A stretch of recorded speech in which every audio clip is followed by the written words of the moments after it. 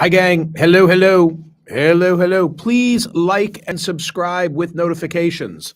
Like and subscribe with notifications. Hi, everybody. Let's get started. Uh, Flash returns. Let's get some flash returns. Here is today's poll question at Smerconish.com. Which is more to blame?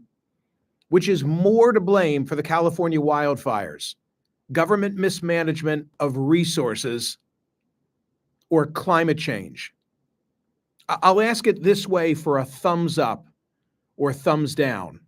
I'll limit my question to one. Do you believe that the California wildfires are mostly attributable, the damage obviously, mostly attributable to government mismanagement of resources? Thumbs up if that's your perspective. Government mismanagement of resources. I won't call out your name. I just want to take a look. If you think that it's government mismanagement of resources, give me a thumbs up. Most of you are saying no, no, no, no, no. Falcon Steph, the storm is just too big. I mean, that's where I am. Were there mistakes made in terms of the government response and the preparedness? And I'll discuss that in a moment. Yes. But I feel like saying I have a window and a television set. What more do I really need to see? I saw a time-lapsed view of the wildfire coming down a particular canyon. And it was just frightening. And the scope of it was unlike anything I'd ever seen.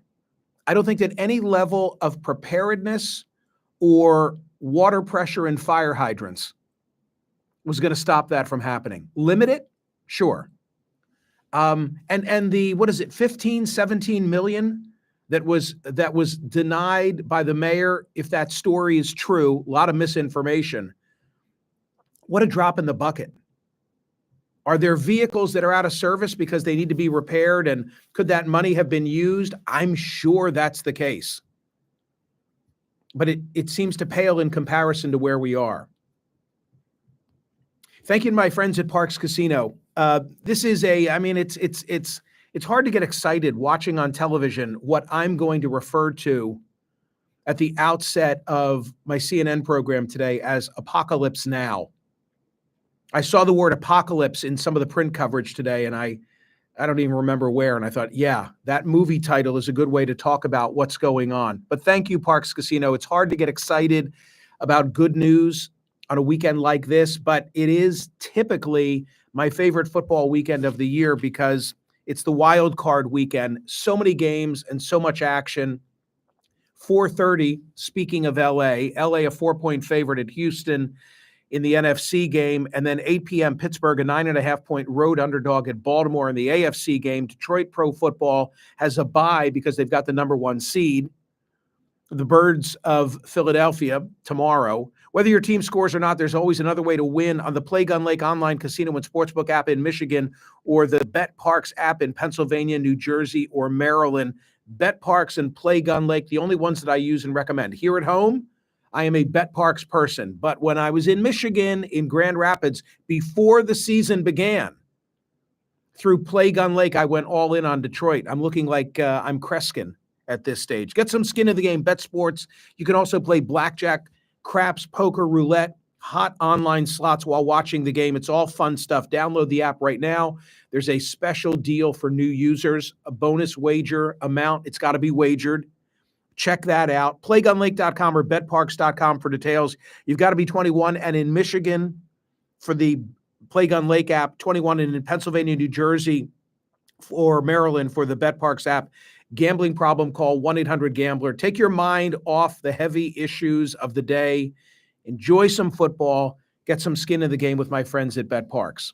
So I had decided yesterday that I was going to ask this question about what's really driving the damage in the wildfires. Is it more climate change, which is what I think, or government mismanagement? Because sadly, it's become a partisan football.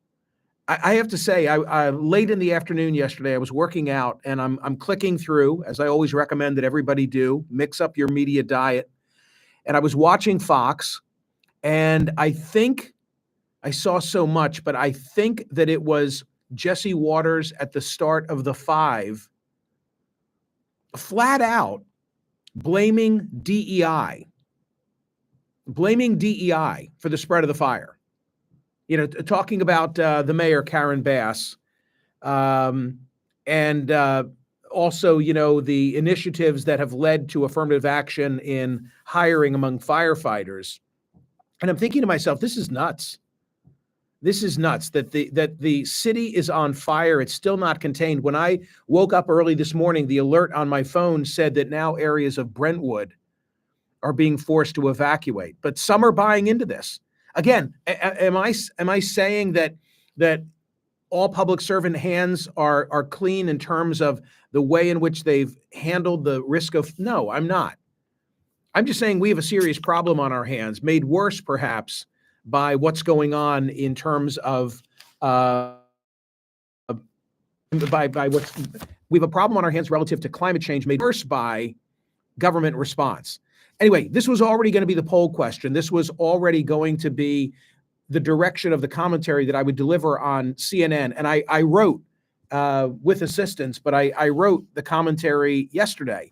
And then here in studio, getting ready to deliver the program, I saw because I picked up the New York Times at Wawa this morning, I saw a front page story in the New York Times that I hadn't read, but it totally sums up everything that I'm trying to convey and will on television. Listen to this, indulge me.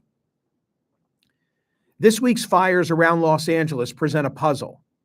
Why is California, the state best equipped to deal with wildfires, seemingly unable to prevent blazes from consuming entire chunks of the country's second largest city? California's building code for wildfires is among the most protective in the nation. Its local fire departments are backed up by CAL FIRE, the state fire agency, which has a $4 billion budget and some of the best trained firefighters in the world. The state's huge tax base generates effectively unlimited resources for wildfire protection, and California has mandatory statewide requirements that homeowners in risky areas create defensible space around their property, rules that other Western states would like to apply but can't because it would anger conservative voters. Here's the key paragraph. Yet the events of this week demonstrate the limits of those efforts, raising questions about whether any part of the United States, even the wealthiest, best prepared, most experienced, can truly adapt to wildfires made worse by a hotter climate. I think that sums it up.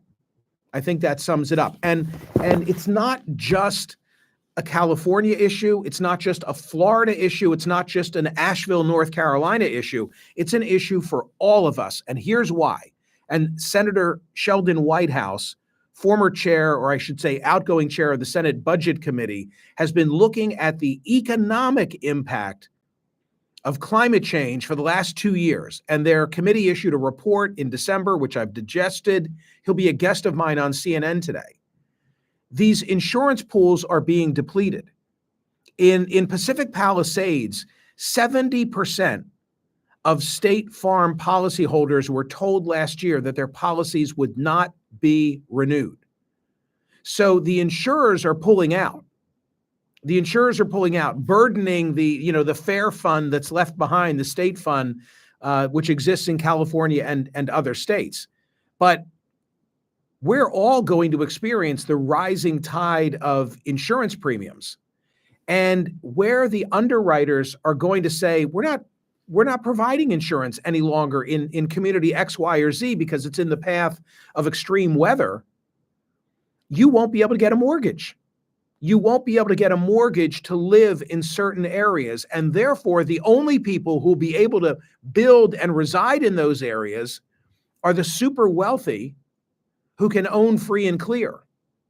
So one of the things that Senator Whitehouse speaks of is a coming housing crisis that will result from this potentially and be as bad as 2008.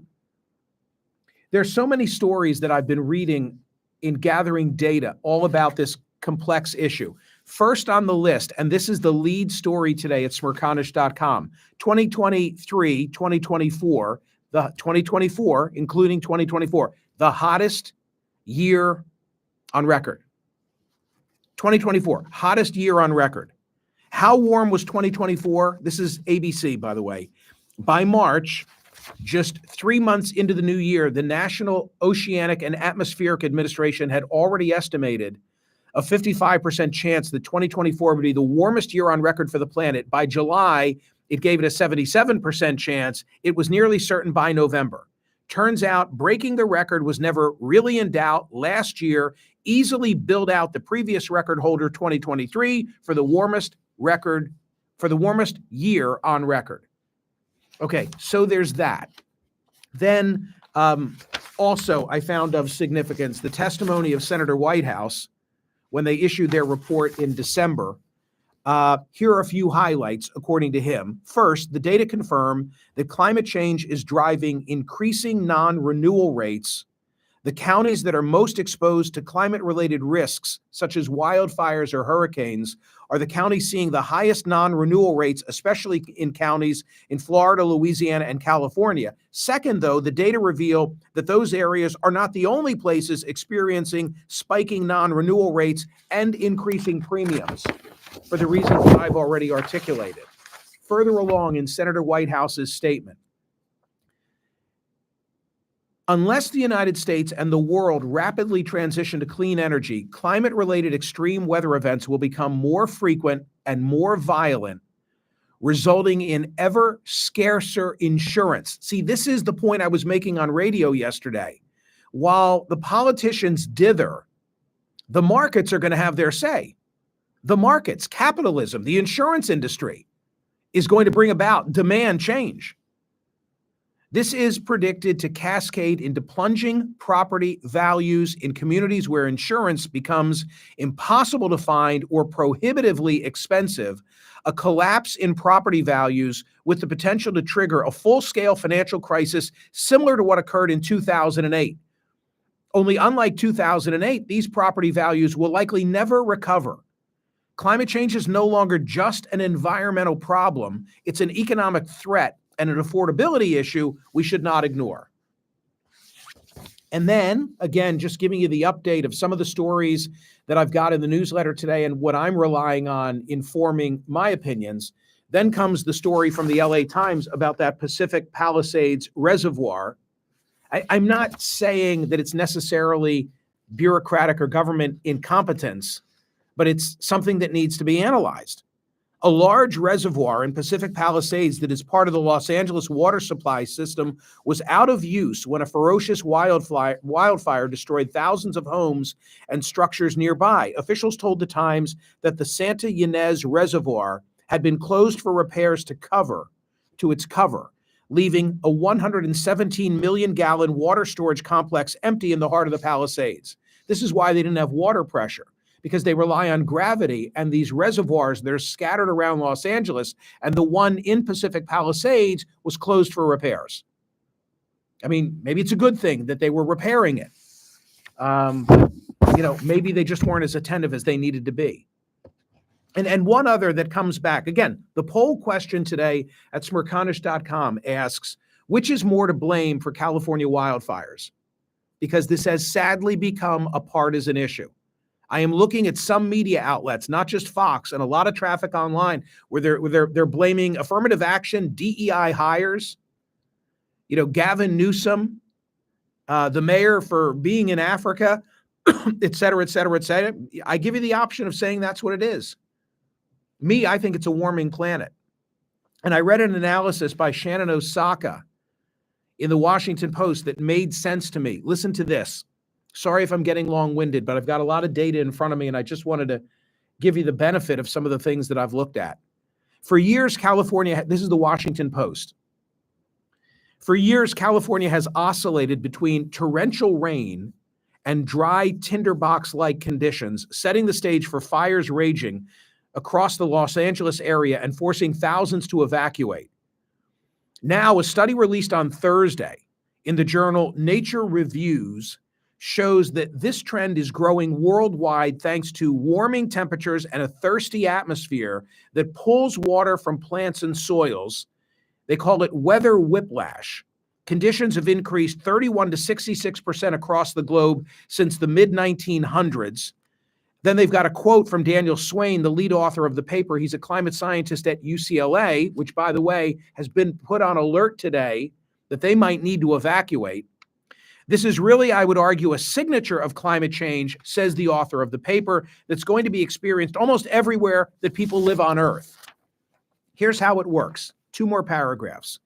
Under normal conditions, the atmosphere...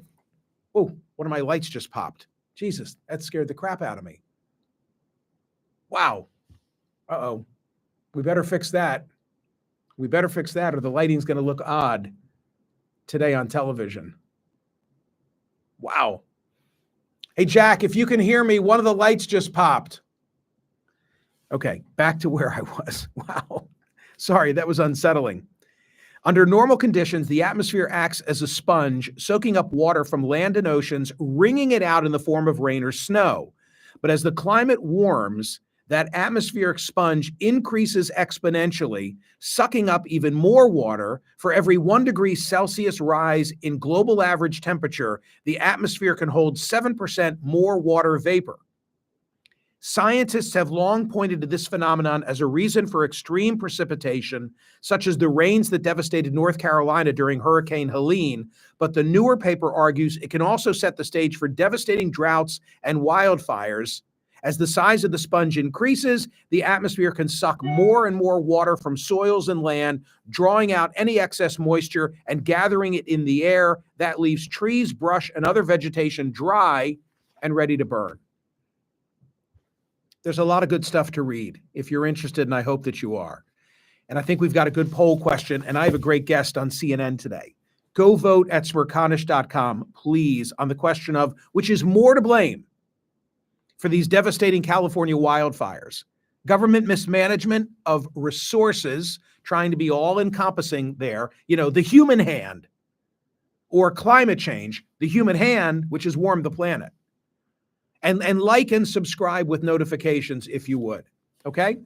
Like and subscribe with notifications. Thank you for that. I'm going to go get my noggin powdered, and I'll see you on television, I hope. Go vote at Smerconish.com on today's poll question, and have a great day, everybody. Thank you, thank you, thank you. William Mosley, thumbs up. All right, I hope that was directed at me. See you, gang.